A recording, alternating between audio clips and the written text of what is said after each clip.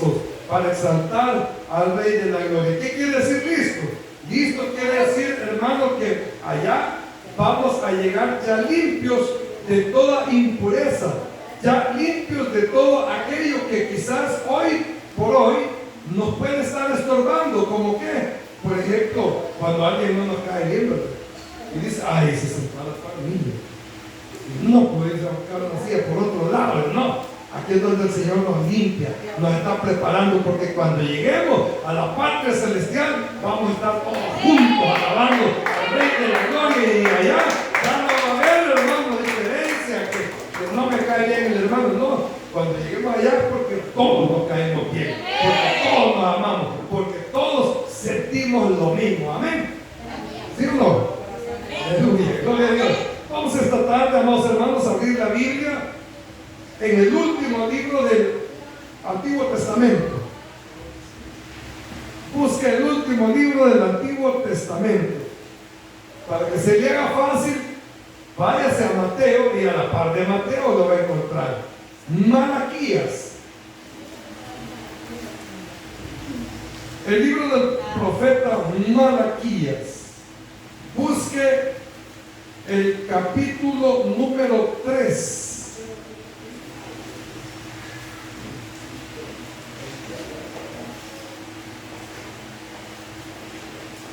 Gloria al Señor. Capítulo 3 del libro del profeta Malaquías.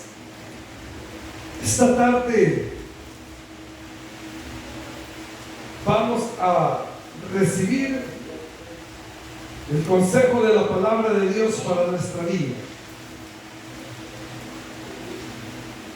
Gloria al Señor. Gloria a Dios. Gloria a Dios. Vamos a leer solamente un versículo, y es el versículo número 11. La palabra del Señor se lee honrando al Padre, al Hijo y al Espíritu Santo, y dice: reprenderé también por vosotros al devorador, y no os destruirá el fruto de la tierra, ni vuestra vid en el campo será estéril, dice Jehová de los ejércitos. Aleluya. Gloria al Señor. Vamos a orar esta tarde. Señor, le damos gracias por el hermoso privilegio que nos ha permitido de venir a alabar su nombre. Señor, nos hemos gozado, nos hemos deleitado con su presencia a través, Señor, de cada canto que hemos llevado, Señor, hasta el trono de su gracia. Hoy nos sentimos, Señor amado, satisfechos de poder tener esa entrada. Señor, toma su asiento, mi amado hermano y hermana. Gloria a Dios.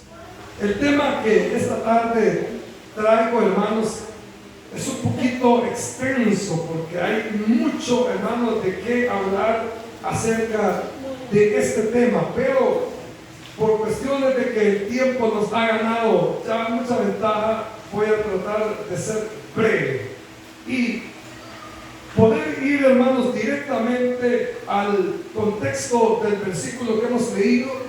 Y es de que cuando el Señor habló a través del profeta Malaquías, hermanos, estas palabras que hoy hemos leído, las habló, hermanos, porque Dios había en su grande misericordia acordadose de su pueblo, de aquel pueblo, hermanos, que Dios siempre ha amado.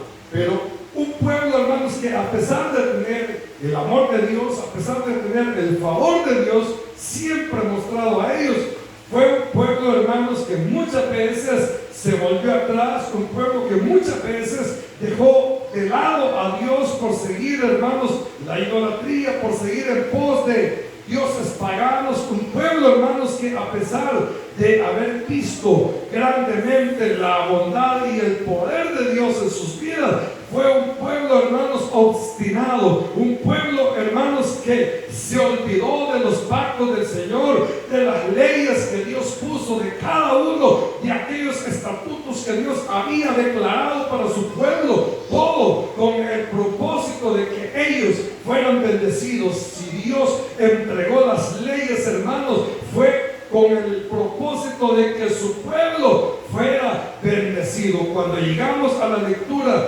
de este verso, hermanos, nos encontramos en aquel momento en que el pueblo de Dios se había olvidado de honrar al Señor, se había olvidado, hermanos, de aquel pacto que había hecho Dios con ellos y ellos con el Señor, hermanos. Yo creo que cuando tocamos este capítulo no a mucho les gusta, porque habla, hermano, de aquello que es como incómodo, hermano, tocar en la vida de cada uno de nosotros. Pero esta tarde el Señor ponía este versículo en mi corazón, no con el propósito que lo veamos desde el lado económico, sino que lo veamos desde la perspectiva espiritual, desde esa perspectiva que Dios ha esta tarde establecido para nuestra vida, porque Él quiere bendecirnos. No nos ha traído hasta aquí para volver atrás, dice ahí la palabra, sino nos ha traído hasta aquí para que usted y yo seamos victoriosos, para que usted y yo experimentemos en nuestra vida el poder de Dios. Mire, muchas veces el enemigo ha atacado silenciosamente y no nos hemos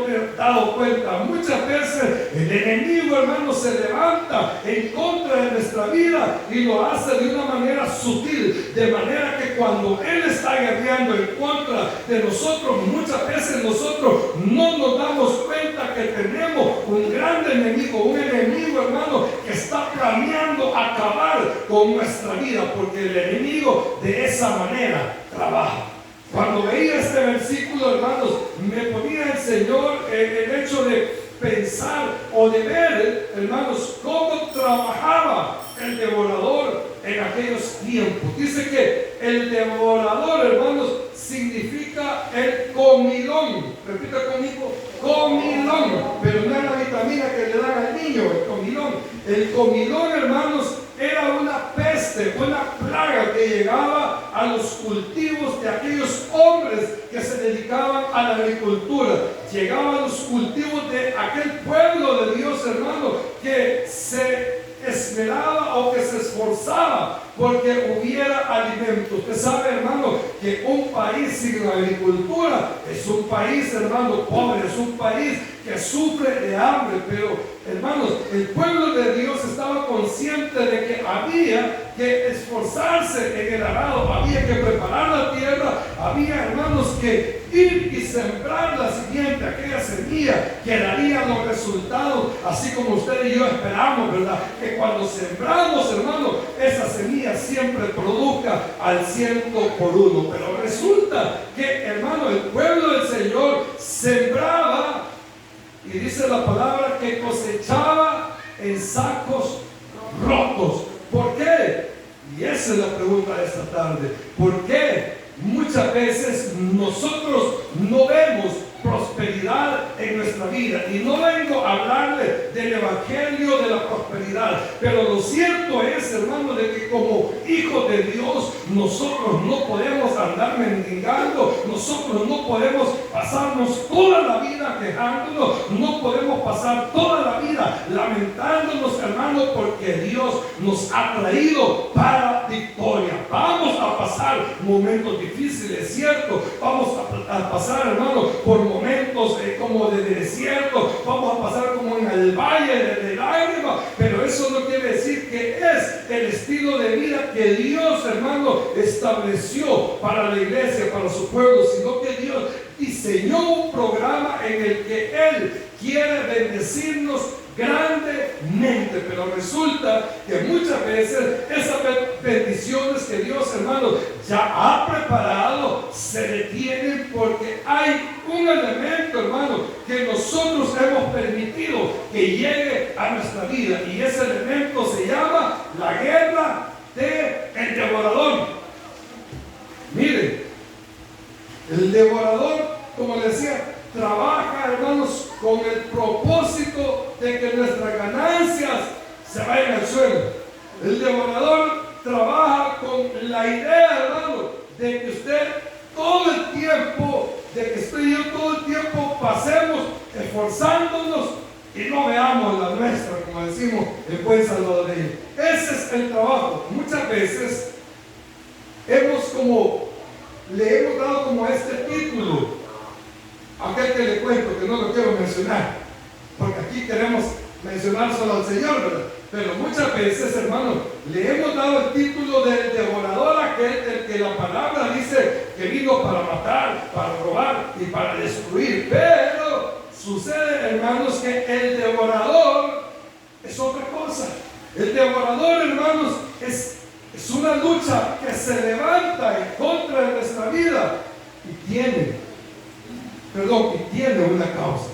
Cuando Dios permitió, hermanos, que las plagas llegaran a los cultivos de su pueblo, lo hizo porque el pueblo de Dios había olvidado un pacto, había olvidado, hermanos, que se había puesto de acuerdo con el Señor, y el acuerdo era, hermanos, de que todos tenían, hermanos, que traer al alfolí el 10% de todas sus ganancias. Y el propósito de ese 10% era mantener la casa del Señor, era sostener a aquellos que trabajaban en la obra, era, hermano, de que la casa de Dios siempre estuviera abastecida. Hermano, usted sabe que Dios no necesita dinero, Dios no necesita la plata y el oro, pero Dios a través de los bienes siempre ha probado la fe de aquellos que dicen creer en Él. ¿Sabe por qué? Porque cuando más nosotros estamos quizás limitados, cuando más, hermanos, pensamos que no tenemos nada, pero cuando le creemos al Señor, aunque no hayan vacas en los corrales, decía Habacuc,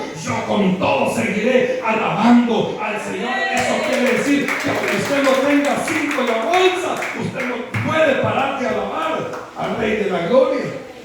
Entonces, el pueblo del Señor empezó a olvidarse de ese pacto y se empezaron a despreocupar de la casa de Dios, y empezó cada uno de aquellos habitantes del pueblo de Dios a hacer su vida como a ellos les pareció. ¿Sabe? Cuando yo cantaba esa hermosa alabanza que dice libre, yo soy libre, hermano, ¿sabe qué pensaba? En que el Señor nos ha hecho libres, pero no para tener una libertad absoluta para hacer lo que nosotros queramos, sino que nos ha hecho libres porque Él nos sacó, hermanos, de las tinieblas a su luz admirable, porque Él rompió las cadenas para que usted y yo no estemos atados a una creencia religiosa ni a todo lo que en el pasado alguien declaró en nuestra vida.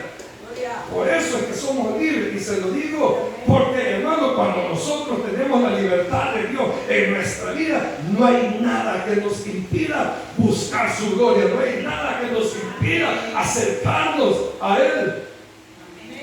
Cuando el pueblo del Señor había llegado ya, hermanos, al momento de la desesperación, se dieron cuenta, hermanos, a través de la palabra del profeta Malaquías, que la ruina les había venido a causa de que ellos habían olvidado un pacto. Yo no sé cuántos un día hicieron un pacto con el Señor, yo no sé cuántos un día se comprometieron con algo con el Señor, pero miren lo que dice aquí. Dios habla a su pueblo a través de este siervo y les hace ver la causa por la que ellos hoy estaban desesperados, por la que ellos no veían la suya, por la que ellos, amado hermano, estaban pasando momentos difíciles en su vida. Pero ¿saben lo más glorioso de Dios? Es esto, que Dios, a pesar que le fallemos, a pesar de que nosotros nos hayamos equivocado, a pesar que a nosotros se nos haya olvidado lo que un día le ofrecimos al Señor, hermano, a pesar de todo eso, Él nos perdona, y viene la promesa de Dios para su pueblo. En Joel 2:25 dice que el Señor restituye los años que se comió la oruga, el saltón, el revoltón y la langosta, porque la misericordia de Dios siempre, hermano, está a la orden de nuestra vida. Por eso le decía, el diseño de Dios para su iglesia, para su pueblo, es que su pueblo sea bendecido. Ahora, el problema es que muchas veces nosotros no vivimos, hermano, ese diseño que Dios hizo para su pueblo.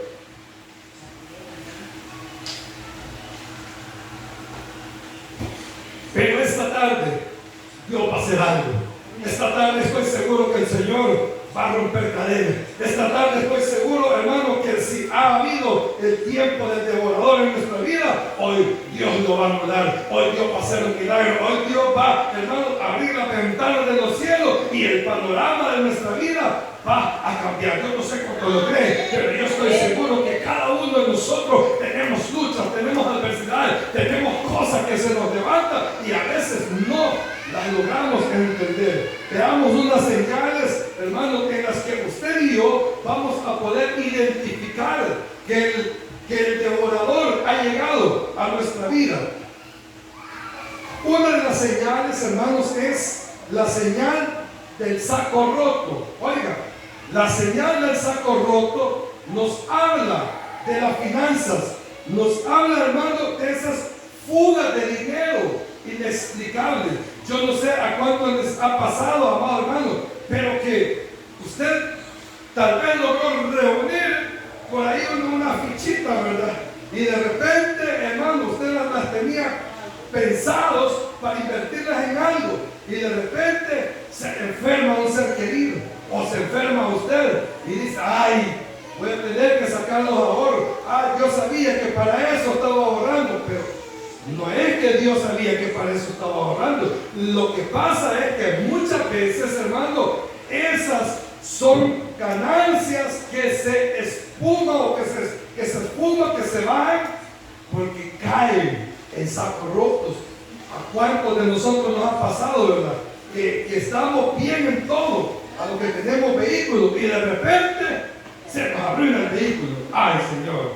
Y no contábamos con eso, ¿verdad? Y eso viene y afecta nuestra economía.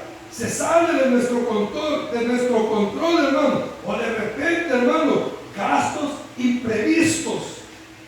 Gastos que no estaban, hermano, en nuestras proyecciones. Pero de repente sucede que hay que gastar en algo que hay que remediar, en algo que se presentó y que hay que darle solución, hermano. Todas esas son señales, hermano, de que el devorador ataca nuestra vida. Y como decía en un principio, muchas veces el devorador o el enemigo va a trabajar silenciosamente. Mire, cuando el pueblo del Señor iba al campo y cultivaba, empezaba a brotar la plantita y en el crecimiento de ella, hermano, resulta que aparecían las plagas, venían las langostas, las orugas, el saltón, el revoltón y toda aquella clase, hermano, de insectos que venían a comerse todo el fruto de aquellos cultivos. Y resulta que cuando llegaban esas plagas, hermano, entonces ya no había oportunidad de obtener la ganancia, porque las plagas o esos insectos se comían los frutos. Esto quiere decir, hermanos, de que antes que aquel pueblo fuera a recoger lo que habían sembrado, el enemigo ya se lo había comido. Entonces eso es, hermanos, lo que hoy en día se está viendo en la iglesia del Señor, que el esfuerzo que nosotros muchas veces hacemos no lo vemos compensado en nuestra vida, porque caen, hermanos, las finanzas en sacos rotos. Ahora, hay otra señal, hermano, en la que nosotros podemos identificar si el devorador está por ahí haciéndonos la guerra, y es, hermano, en el fruto abortado. El fruto abortado es cuando los negocios no prosperan. Cuando usted invierte, hermano, en un negocio y ese negocio no le da. Y usted dice que es raro, ¿verdad? Porque a fulano le fue bien con este tipo de negocio. Y usted se pregunta, ¿y qué será? ¿Y qué estará pasando? Ah, es que no es para todos. Tal vez no es que sea para todos, sino que muchas veces el enemigo está trabajando detrás de nuestra finanza, está trabajando detrás de nuestros proyectos. A eso se le llama el fruto abortado, porque las langostas venían y se robaban, se comían lo que no les pertenecía, lo que era del pueblo de Dios. Hermano, estas son señales que muchas veces nosotros vamos a poder identificar en nuestra vida diaria. Hay otra señal, hermano, que se deja ver dentro de la iglesia. Mire, ¿por qué le estoy hablando de esto?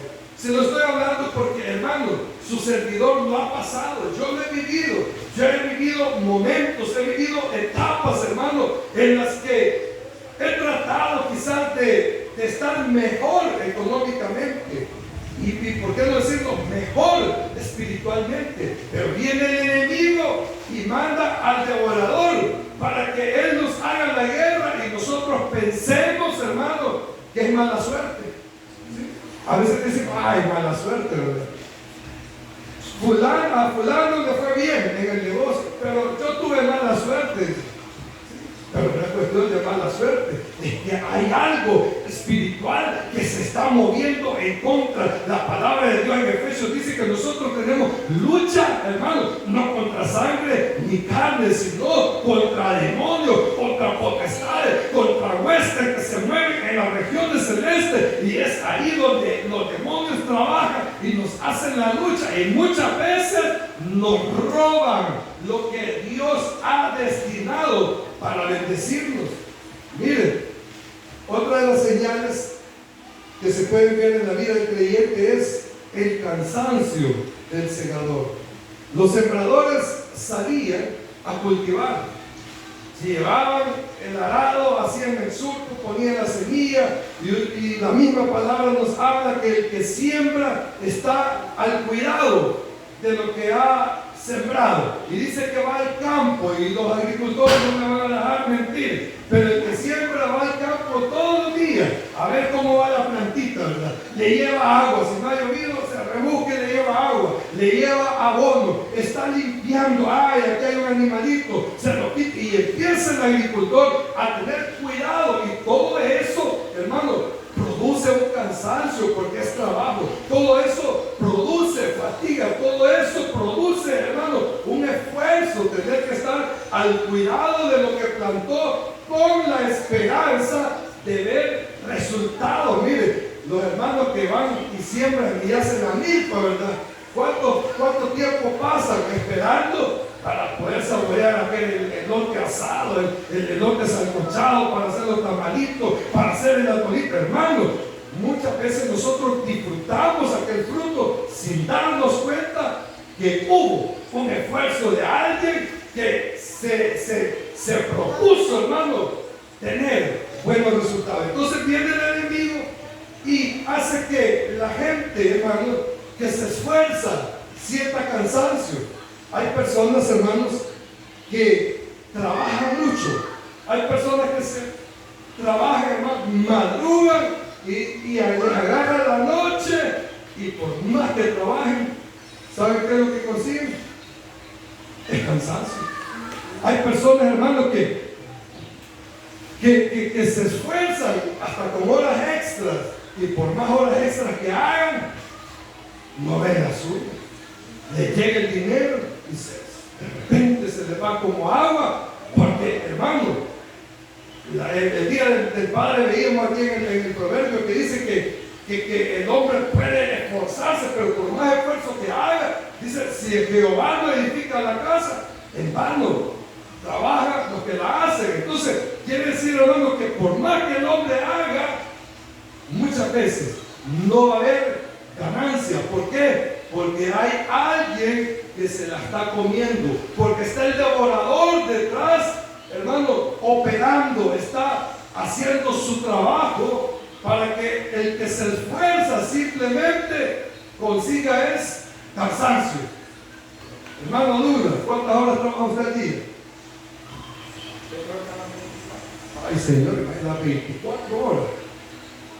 Lo normal en nuestras leyes es que trabajemos 8 horas, pero prácticamente invertimos 10, ¿verdad? Porque 2 horas andan ahí como por cuestión de descanso y de traslado de la casa al trabajo y del trabajo a la casa. Más o menos invertimos de 10 a 12 horas para obtener un resultado que nos pueda dar satisfacción. Pero muchas veces el enemigo, en todo su trabajo, hermano, lo que hace es que nosotros nos desanimemos, que nosotros veamos que por más que trabajamos, no la vemos. Por más que nos esforzamos, lo único que conseguimos es cansancio. Hay gente que trabaja el doble para cosechar solo la mitad. Yo no sé si a usted le está pasando así, o a alguien de los que están en las redes sociales le está hablando el Señor, pero hay gente, hermano, que trabaja arduamente y dice: voy a hacer hora extra y me voy a esforzar más, y al final, hermano, de los resultados no consigue mucho. Por ejemplo, los vendedores, ¿verdad? El vendedor ambulante o el vendedor de productos sale a ofrecer su producto y muchas veces regresan a casa, hermano, con las cantidades en sus espaldas, ¿verdad? No vendieron, caminaron todo el día, gritaron, se asolearon, nada, hermano. Hay vendedores que saliendo van de su casa y les preguntan qué es lo que lleva, qué es lo que vende, ¿verdad? Y es otro panorama, pero muchas veces el hombre se afana, hermano, y lo único que consigue es frustración. Lo único que consigue, hermano, es desilusionarse. Y es ahí cuando es el momento en que nosotros debemos de hacer un alto y hacer un análisis de qué es lo que está pasando, hermano. Porque mire, estar viviendo repetidamente las adversidades no es normal. Por eso le decía en un principio, el diseño de Dios es, hermano, que su iglesia sea bendecida, y tampoco le estoy entregando hoy en un mensaje, hermano, de prosperidad, sino que lo que estoy tratando de traerle, hermano, es de que comprenda, hermano, que cuando hay adversidades de esta índole que no nos quieren soltar, es porque hay una lucha espiritual, es porque hay algo que se ha metido en nuestra vida, hermano. ¿Qué dijéramos si nos vamos a nuestro hogar, a nuestra casa, hermano? Mire, hay hogares en las que todo el día pasa peleando la gente y no hay paz, y lejos de haber paz, lo que hay es una desesperación, y el esposo dice: ya me quiero ir de esta casa, ya no aguanto a esta mujer, y los hijos se desesperan y dicen: que castigue mi papá, y empieza aquel conflicto, hermano. ¿Y sabe quién está trabajando detrás de todo ello? Es el devorador, porque el devorador lo que está pretendiendo es destruir lo que Dios está construyendo. Pero esta tarde se le acabó el espacio para el devorador en nuestra vida, porque el que nos ha llamado para la victoria, nos ha llamado para que nosotros vivamos sus glorias. Entonces podemos ver, hermano, que hay adversidades en las que el enemigo está trabajando desde una trinchera sin hacer ruido. Hace unos días hablaba con alguien y me decía, porque a él le gusta, hermanos, él es aficionado al deporte de la casa, y me hablaba algo así como de un fusil de aire, porque esos no hacen bullas. Dispara uno y nadie se da cuenta. Entonces, porque usted sabe que un arma, hermano, cuando se suelta el disparo, o sea, el impacto se escucha. Entonces, yo creo, hermanos, que el enemigo tiene un fusil de esos de aire, decía el siervo. Porque, hermano, porque muchas veces dispara, hermano, y nosotros ni cuenta nos damos que lo que llegó es un dardo a nuestra vida para afectarnos. ¿Y sabe qué? Muchas veces, hermano, cuando el enemigo entra, cuando el devorador llega a la casa y hay conflictos, y hay batalla, y hay guerra, y dime que te diré, hermano, ¿sabe quién está operando ahí? Es el enemigo, es el devorador. Pero es ahí cuando usted y yo debemos de ser sabios, ¿verdad? Y decir: bueno, para que haya una pelea es necesario que haya. Entonces, quítese usted, hay que ir del otro. ¿Sí? ¿Por qué? Porque el enemigo lo que quiere es destruir, y se va a ir, hermano, a su casa, se va a ir al hogar, se va a ir al matrimonio, se va a ir, hermano, a la cabeza. Es que el enemigo no va a atacar a los pies, el enemigo ataca arriba, a la cabeza, ahí donde cuando pega duele. Pero esta tarde el Señor reprenda al enemigo comprendiendo, hermano, que cuando las finanzas caen en saco roto, que cuando el fruto es abortado, que cuando hay solo cansancio después de tanto esfuerzo y que cuando hay conflictos en nuestro hogar es porque está trabajando el devorador. ¿Y qué podemos hacer entonces? Porque todos pasamos eso, hermano. Mire, el día de ayer, pero íbamos a gozar, ¡pah! Y manda el enemigo y te arruinó el microbús. Y nuevo el microbús, no tan nuevito de que lo compramos ayer, pero tampoco tiene un kilometraje para decir que esté fallando. Pero yo dije, no, esto ya sé de dónde viene, porque íbamos a gozarnos, íbamos a guerrear, íbamos a traer una victoria. Entonces el enemigo nunca va a estar tranquilo, él siempre se va a levantar, porque como le vuelvo a repetir, su misión es acabarlo. Él tira a morir, él tira sin lástima, él tira despiadadamente. Pero esta tarde vamos a tomar la victoria de Cristo Jesús, porque él lo tiene bajo la planta de sus pies. Pero ¿qué podemos hacer cuando el enemigo ataca? Cuando el enemigo llega. Primeramente, nos vamos a ir a los tribunales del cielo y vamos a quebrar el diseño que el enemigo, que el devorador ha hecho en contra de nuestra vida. ¿Sabía usted que hay un tribunal en el cielo? Sí, hay un tribunal, hermano, porque allá tenemos a un juez, tenemos un abogado, tenemos quien nos defienda, tenemos allá en el cielo, hermano, a nuestro Padre Celestial. Entonces, cuando el enemigo se levanta, cuando usted nos explica qué es lo que está pasando, cuando usted ve, hermano, que por más que se esfuerce, no ve la ganancia, que por más que trabaje, no pasa lo mismo, cuando usted ve, hermano, que los pleitos no cesan en la casa, cuando usted ve, hermano, que lo que usted estaba esperando, ese fruto, no llega a sus manos, sino que se fuma, se va, se desaparece. Es ahí cuando usted y yo vamos a entrar en acción. Es ahí cuando usted y yo vamos a llegar delante del trono de nuestro Señor, a exponer nuestros casos, a decirle: Señor, ¿qué es lo que está pasando en mi vida? Yo necesito que usted me ayude, y como yo necesito que me ayude, de aquí en adelante voy a empezar a orar, voy a empezar a legislar. Hermano, usted y yo hemos sido llamados como reyes y sacerdotes del Señor, es decir, que tenemos autoridad. ¿Cuánto lo creen?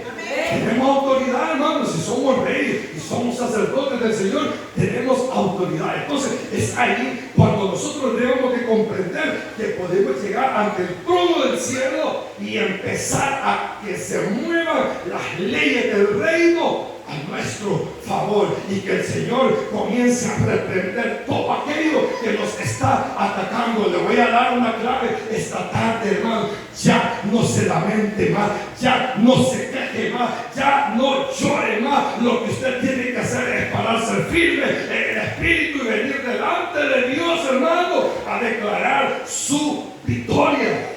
Porque hay hermanos que solo se pasan quejando. ¿Sí? Hay hermanos que por media cosita se pasan quejando. Entonces, para vencer al devorador bajo una unción profética, se debe pasar de la queja a la legislación espiritual. ¿Qué es legislar? Legislar es que se va a trabajar con las leyes que están establecidas. Este país se mueve bajo leyes. Hagamos a medianoche, nos vienen a silenciar aquí, ¿verdad? Porque hay leyes, ¿verdad? Hagamos un escándalo de afuera, nos manda a traer el cambio. El Señor no libre de eso. Pero, hermano, hay leyes, y esas leyes son para legislar, es decir, que son para que se cumplan, son para que, hermano, para establecer orden. Las leyes que han sido puestas son para que se pueda vivir regidos a ella. Entonces, Dios ha establecido leyes espirituales, y en esas leyes nos vamos a refugiar usted y yo. ¿Sabe qué dice el Salmo 91? ¿Sabe qué dice? Alcabita, ¿cómo dice? Ayúdeme, alcabita. Digan, alcabita morará bajo la sombra del Omnipotente. ¿Y qué más dice? esperanza mía y castigo mío. En Él confiaré, hermano. Es que hay leyes que nos protegen, hay leyes que nos cubren, hay leyes que están a favor de nuestra vida. No podemos más estar en las manos del devorador. A partir de esta tarde las cosas van a cambiar. Se han estado funcionando de esa manera. Entonces debemos de llegar al Señor con legalidad. ¿Y cuál es la legalidad? Bueno, primeramente está nuestra fidelidad a Él. Cuando usted y yo vivimos santa y ordenadamente delante de nuestro Dios, tenemos acceso al cielo. Llegamos, hermano. Usted solo cierra sus ojos, dobla sus rodillas y de repente usted está sintiendo la gloria de Dios porque está hablando directamente con el Señor, porque ya no necesitamos intermediarios, podemos invocarlo. Y dice la palabra: me invocará y yo le responderé. Hermano, es que usted y yo tenemos acceso al Padre, tenemos beneficio. Entonces nuestra fidelidad es la que nos abre las puertas en el cielo. Y dice, hermano, que otra de las armas con las que nosotros vamos, hermanos, a presentar nuestra legalidad delante de Dios es presentando nuestros altares de oración y nuestro pacto financiero. Y es ahí donde está lo delicado de este tema. Porque con solo abordar este versículo, lo que viene a la mente: ay, el pastor Cristo quiere. Como en la primer microburbuja, a nosotros nos va a sacar para la reparación. No, ustedes no son así. No, ya le voy a explicar el punto. La cosa es esta, hermano, que hay que presentar nuestros altares de oración. Y muchas veces, hermano, lo que menos hacemos es orar. Porque nos gusta es comer, dormir, caminar, cantar, danzar, tocar, trabajar. ¿Qué más? Ayúdenme a predicar, hermano. ¿Qué es lo que les gusta a ustedes? Pasar todo el día, tiktokear, facebookar, de todo, ¿verdad? Pero menos orar. Aleluya. Son las oraciones de aquellas relámpago, express. Señor, ayúdame. Ya no aguanto más, Señor. Dice, mire, viene la adversidad, el enemigo, hermano, va en el carro y se le detiene el carro y se le arruinó. Y usted lo que hace: Señor, en el nombre de Jesús, que funcione esta cosa, que funcione. Le pongo más, y por más que le ponga mano, no va a funcionar, porque él está orando express, porque está orando en el momento, hermano. La batalla se gana constantemente cuando usted y yo no nos desconectamos del Señor. En la calle va orando, está en el trabajo, está orando, está en donde usted esté, pero está orando, está conectado delante del Señor. Entonces, cuando usted está 24 horas orando con el Señor, está conectado, usted está presentando delante del enemigo que usted tiene un arma, y esa arma es la oración, y que el enemigo sabe que, hermano, usted está conectado con el Señor y que no puede vencerlo. Entonces vienen las adversidades y muchas veces nosotros oramos de momento, ¿verdad? Pero la clave está, hermanos, en que nosotros vamos a presentar nuestro altar de adoración, nuestro altar de oración. Le voy a preguntar algo, pero no me conteste. ¿Tiene su altar de oración en su casa? Aleluya, gloria a Dios por lo que contestaron. Porque debe de haber una. Es que si no hay un altar de oración ahí en su casa, ahí estamos en problema, hermano. Por ahí viene el problema, por lo que no vemos los buenos resultados, ¿sí? Porque, hermano, el altar de oración es el que nos lleva a la presencia de Dios. Y dice aquí: y tu pacto financiero con Dios como evidencia, ¿sí? El pacto financiero. Yo le voy a decir algo. Aquí, gracias a Dios, desde que iniciamos no hemos sido así como de darle a la ofrenda, hermano, dígame, hermano, y que le meten de todo, porque ustedes económicamente, gracias a Dios que aquí hemos comprendido que si esta obra es de Dios, el Señor va a proveer, y que si hay alguien que esté siendo bendecido en este ministerio de parte de Dios, el Señor va a poner en el corazón para seguir avanzando en el sostenimiento de esta obra que yo creo de lo que el Señor me ha dicho que nos ha plantado para ser de bendición, y nos dice que vamos a ser de bendición para muchos. Entonces yo le creo al Señor, y por eso no hacemos esa insistencia en las ofrendas y en los diezmos. Pero le voy a decir algo: ese pacto financiero del que el Señor le estaba hablando a su pueblo a través del profeta, hermano,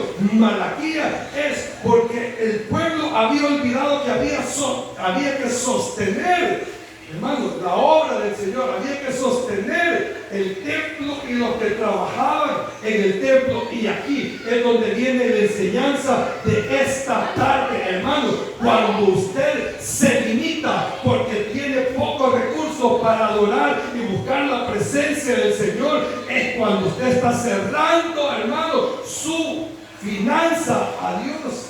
¿Cómo así? Mire, y se lo voy a hacer porque yo le he pasado, hermano. Cuando yo no tenía el privilegio de tener vehículo, muchas veces yo me encontré en la situación que no tenía ni para el bus. Y se lo digo con todo el corazón. Pero yo sabía que había culto. ¿Y sabe qué decía? Aunque sea prestado o aunque sea de RAI, pero yo me voy a ir. Y yo me quitaba la piel y yo me subía. Y ya cuando me veía con la Biblia, el motorista del bus me decía, porque él pensaba que a predicar iba. Y yo dije, ay, quizás piense que predicar voy a predicar. Y me ponía a predicar y lo puse. Y así llegaba a la iglesia. Yo trabajaba en el centro, iba hasta la Santa Lucía. Pero hermano, lo que le quiero decir es que no tenía para ir al culto. Pero yo decía, el Señor me va a llevar, hermano. Y muchas veces nosotros, cuando el Señor habla de este pacto, no es, hermano, que yo le esté diciendo, hermano, traiga la ofrenda, hermano, traiga el diezmo, hermano, y que usted vaya a sentir pena, ay, que no tengo para la ofrenda, por eso no voy al culto. No, hermano, lo que el Señor nos quiere enseñar en este versículo, en esta porción, es que cuando usted se dispone aún en los límites económicos que usted tenga para buscar la presencia de Dios y para ser obediente y congregarse, Dios va a reprender al devorador. El pueblo de Dios se le había olvidado, hermano, que habían hecho un pacto con el Señor y que había que traer el diezmo, hermano, al templo. Pero ahora el pacto de Dios con nuestra vida es que Él habita en nosotros, que somos el templo, que somos la morada del Espíritu Santo. Pero a esta morada del Espíritu Santo a diario hay que echarle fuego, como le dijo el Señor a Moisés: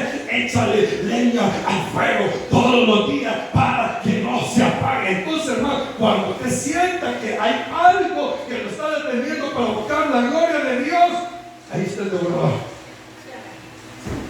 Pero le decía, hay gente que se afana de las 5 de la mañana hasta las 10 de la noche y no buscan de Dios, y no van a la iglesia porque creen que trabajando más de 10 horas van a tener más. El Señor, yo voy terminando con esto, el Señor dijo: ¿quién le puede añadir un toda estatura a su cuerpo? Hoy la ciencia pues ya le aumenta, le cortan el fémur, se lo hacen crecer, pero eso es invento del hombre, ¿verdad? Y los que tienen plata lo van a hacer de nosotros, hermano. Pero es ahí donde debemos de comprender, amados hermanos, que Dios, cuando pide honra, es porque Él quiere bendecirnos. Dice aquí en los versículos anteriores que el Señor les habla a su pueblo y les dice en el verso de traer los diezmos al alfolí y haya alimento en mi casa. Y probadme ahora en esto, dice Jehová de los ejércitos, si no os abriré las ventanas de los cielos y derramaré sobre vosotros bendición hasta que sobre abunde. Entonces, hermanos, hoy no es que usted va a traer el cheque aquí, ¿verdad? No es que le vamos a decir, hermano, aceptamos pulseras, relojes, porque hay lugares que le dicen, veo unos que tienen un billete de 100, ¿cuántos billetes dicen hay? Ya cuando no pasan, ¿cuántos de 50? Y así se van a bajar, ¿cuántos de acora? No, hermano, aquí no es de esos lugares. aquí es, hermano, que si el Señor a usted un día le dijo que usted es templo y morada del Espíritu Santo, usted debe de cuidar ese templo y debe de darle la honra y la gloria al Señor a través de buscarlo, a través, hermano, de encontrarse con Él. ¿Sabe qué, hermano? Cualquier persona puede tener de menos esta reunión y dice, un culto más, y que si ahí solo se va a cantar, el pastor habla mucho, predica demasiado y a veces ni se le entiende, empieza con una cosa y termina con otra, hermano. Pero sabe, le voy a decir algo: lo que Dios honra es su obediencia. Lo que Dios honra es que si el Señor aquí dice que usted tiene que congregarse, es porque Dios lo quiere bendecir. Dice la palabra: mirad cuán bueno y delicioso es habitar los hermanos junto a hermanos. Es que si usted no siente alegría de tener que tiene la paz, no es delicia. Pero si usted siente alegría cuando ve a su hermano, eso dice que es delicia, hermano. Entonces es ahí cuando Dios envía el rocío, dice, cuando Dios envía la bendición, y eso es lo que estamos buscando. Entonces, cuando el devorador entra, cuando llega, es porque se le dio la oportunidad. No permitamos que el devorador acabe con nuestras fuerzas, que el devorador, hermano, llegue y se robe la ganancia de nuestro esfuerzo, que nuestras ganancias no caigan en sacos rotos. Invierta en el reino. Y cuando le digo invierta en el reino, no le digo, hermano, tráigame el tiempo. No, hermano, invierta en usted mismo. Usted es el templo y la morada del Espíritu Santo. Con esto se lo voy a resumir, hermano. No sea tacaño con usted mismo, hermano. No sea limitado con usted mismo, porque cuando usted invierte en usted mismo, sabiendo que es el templo y la morada del Espíritu Santo, es cuando usted va a permitir que Dios derrame su gloria. Y cuando Dios dice, y verás si no voy a derramar. Como el Señor, probablemente única vez que yo veo en la Biblia, el Señor pide que lo probemos. En otra parte de la Biblia, yo no veo que el Señor diga que lo probemos, pero aquí el Señor nos está diciendo, probadme en esto. Ahora, cuando nosotros comprendemos, hermano, que a Dios se le honra con nuestros bienes, con lo que Él mismo nos ha dado, es cuando dice el Señor esto. Cuando ya el pueblo había entendido que tenía que traer el sustento a la casa del Señor, hasta entonces, dice el Señor, y reprenderé también por vosotros al devorador. Entonces, por más que usted le diga la pobreza, te reprendo, no se va. Por más que le diga al problema, te reprendo, no se va. La enfermedad, te reprendo, no se va. No, o sea, por más que se lo diga, en el sentido, hermano, en el sentido que no hay honra al Señor. Ahora, cuando usted está consciente, hermano, de que usted está honrando al Señor, usted tiene, hermano, autoridad. Usted tiene legalmente autoridad. ¿Por qué? Porque como hijos de Dios hemos sido dotados de poder. Si el Señor dijo, y echarán fuera demonios, tomarán cosas mortíferas, pondrán las manos sobre los enfermos y ellos se morirán y ellos sanarán.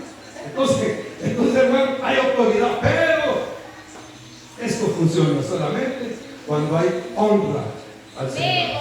Pero si usted no se congrega, hermano, usted puede orar por todo el mundo y no va a haber milagro. Sí. Mira, hermano, es que congregarse, el que no lo ha comprendido la importancia de congregarse, hermano, se está perdiendo de mucho. Porque es aquí donde Dios nos va a instruir, nos va a preparar para llegar al cielo. Voy terminando con esto. Gloria a Dios. Todo lo que el devorador haya levantado en contra de nuestra vida, todo lo que un día quizás declararon para nuestra vida, no define nuestro futuro. Quizás muchas veces hemos pensado que no pasamos de lo mismo, porque hubo alguien que nos dijo Ay, que el que nace para maceta, así decía mi abuela. El que nace para maceta no pasa del suelo. ¿Sí? Así me decía mi abuela cuando no me veía acción a mí. Ella me decía, todo el tiempo vas a hacer trabajo, todo el tiempo. Y empezó, hermano, a lanzar palabras. Pero yo un día renuncié a todas esas palabras, porque cuando el Señor me llamó, me hizo entender que nosotros hemos sido puestos en lugares celestiales. Estamos sentados en lugares celestiales con Cristo Jesús. Y ahí cambia todo el panorama. Y por más palabras de maldición que le hayan lanzado, eso no va a funcionar, hermano. Por más deuda espiritual que tenga, mire, hay personas que no prosperan porque los entregaron a un ídolo, porque hay personas que lo dedicaron para un 12 de diciembre, hay personas que lo dedicaron para un 12 o 13 de mayo, y hay personas que así, hermano, los han ido comprometiendo espiritualmente a lo que no es de Dios.